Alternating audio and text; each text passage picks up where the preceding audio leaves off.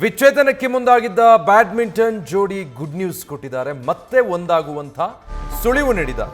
ಸೈನಾ ಮತ್ತೆ ಪರುಪಳ್ಳಿ ಕಶ್ಯಪ್ ಕೆಲವೊಮ್ಮೆ ದೂರ ಆಗಿರೋದು ಹತ್ತಿರವಾಗಿರುವ ಮೌಲ್ಯವನ್ನ ಕಲಿಸುತ್ತೆ. ನಾವು ಮತ್ತೆ ಒಂದಾಗೋದಕ್ಕೆ ತೀರ್ಮಾನ ಮಾಡಿದ್ದೀವಿ ಅಂತ ಸೈನಾ ನೆಹ್ವಾಲ್ ಪೋಸ್ಟ್ ಮಾಡಿದ್ದಾರೆ.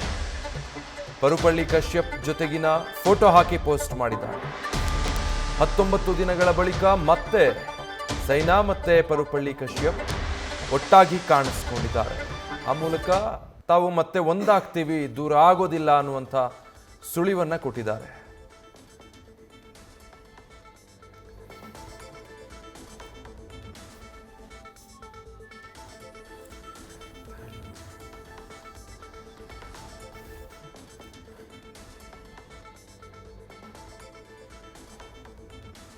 ಸೈನಾ 10 ವರ್ಷದವಳಿದ್ದಾಗ ಮೊದಲ ಬಾರಿಗೆ ಪರುಪಳ್ಳಿ ಕಶ್ಯಪ್ ಅವರ ಭೇಟಿಯಾಗಿರುತ್ತೆ. 97ರಲ್ಲಿ ಬ್ಯಾಡ್ಮಿಂಟನ್ ತರಬೇತಿಯಲ್ಲಿ ಸೈನಾ ಮತ್ತು ಕಶ್ಯಪ್ ಭೇಟಿಯಾಗಿರ್ತಾರೆ. ಬ್ಯಾಡ್ಮಿಂಟನ್ನಿಂದ ಪರಸ್ಪರ ಹತ್ತಿರ ಆಗಿರ್ತಾರೆ.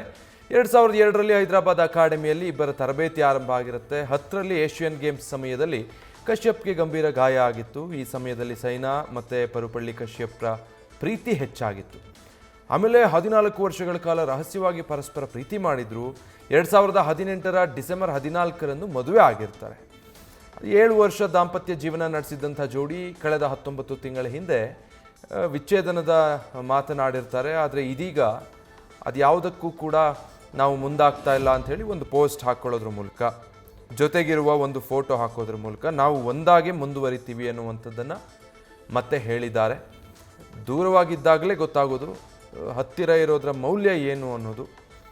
ಹೀಗಾಗಿ ನಾವಿನ್ನು ಮುಂದೆ ಜೀವನದಲ್ಲಿ ಒಟ್ಟಾಗೆ ಇರ್ತೀವಿ ಅಂಥೇಳಿ ಒಂದು ಫೋಟೋ ಕ್ಯಾಪ್ಷನ್ ಹಾಕಿ ಪೋಸ್ಟ್ ಮಾಡೋದ್ರ ಮೂಲಕ ಮತ್ತೆ ಬ್ಯಾಡ್ಮಿಂಟನ್ ಜೋಡಿ ಒಂದಾಗಿ ಜೀವನ ಸಾಗಿಸೋದಕ್ಕೆ ಮನಸ್ಸು ಮಾಡಿದ್ದಾರೆ.